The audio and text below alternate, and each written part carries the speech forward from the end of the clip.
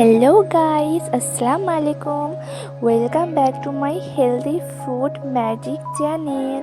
আপনারা সবাই কেমন আছেন? আশা করছি সবাই ভালো আছেন। আমিও আলহামদুলিল্লাহ ভালো আছি। তো আপনারা দেখতেই পাচ্ছেন আজকে আমি যেটা দেখাতে চলেছি সেটা হচ্ছে বেগুন ভাজার রেসিপি। আপনারা যদি বেগুনটাকে এরকমভাবে ভাজা করেন বাড়িতে, বিশ্বাস করেন অনেক টেস্টি হবে খেতে। So let's go. বেশি কথা না বললে দেখাতে শুরু করি।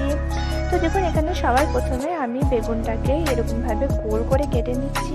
ভিতরটা এরকমভাবে ফাঁকা করতে হবে। আমি এখানে চামচের সাহায্যে কাটছি, আমার চাকুতে অনেক ভয় করে, ওই জন্য আপনারা চাকুতে করে কেটে নেবেন।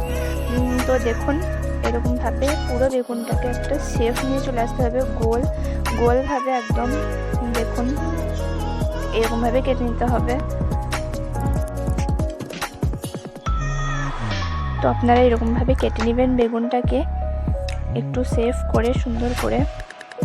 তো দেখুন, এখানে আমার সবগুলো বেগুন এরকমভাবে গোল করে কাটা হয়ে গেছে।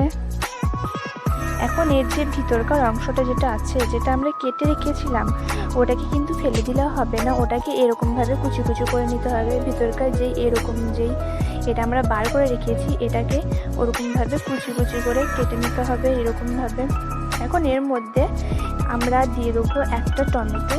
এখানে একটা মিডিয়াম সাইজের টমেটো কুচি কুচি করে কেটে আমি দিয়ে দিয়েছি। তারপর দিয়ে দিয়েছি একটা পেঁয়াজটাকেও আমি কুচি কুচি করে কেটে দিয়ে দিচ্ছি। এখন চামচের সাহায্যে সব কিছু আমি ভালো করে মিশিয়ে নেব। মেশানো হয়ে গেলে তার মধ্যে দুটো ডিম অ্যাড করে দেবো। আমি এখানে দুটো ডিম নিয়েছি। তো ডিমটা ভালো করে মিশানো হয়ে গেলে তারপর আমি দিয়ে দেবো স্বাদ মতো লবণ, স্বাদ মতো লঙ্কা গুঁড়ো। লঙ্কাটা আপনারা আপনাদের ঝাল অনুযায়ী বুঝে দেবেন।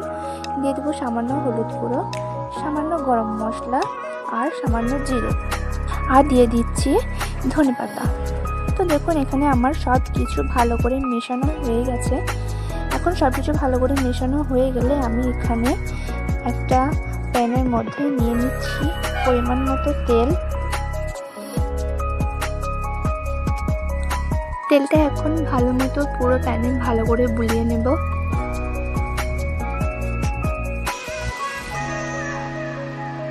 দেখুন, তেলটা সব দিকে অ্যাপ্লাই হয়ে গেছে।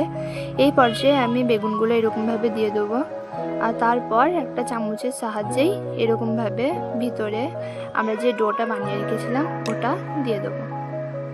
তো দেখুন, এখানে আমার সব কিছু দেওয়া হয়ে গেছে। এখন আমি ঢাকা দিয়ে 6 থেকে 7 মিনিটের মতো ওয়েট করে নিব।